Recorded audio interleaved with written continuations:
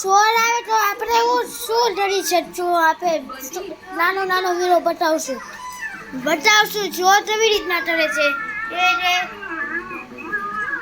शाबाश बंटी पकड़ के रखना उसे ये सब क्या हो रहा है इतना शोर क्यों मचा है मम्मी चोर घुस आया है मम्मी क्या चोर जिसका डर था आखिर वही हुआ इससे पहले कि ये मोर अपने पंख फैलाए मेरा मतलब ये चोर यहाँ से भागे तुम इसे पकड़ के रखो मैं अभी पुलिस को फोन लगाती हूँ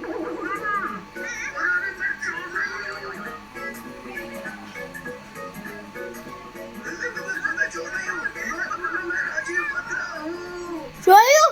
ખબર એવું લાગે પપ્પા એવા હોય ને બે નાના છોકરા હોય છે મોટા છોકરા ખબર એવું લાગે પપ્પા છે ને સોના જેવું લાગે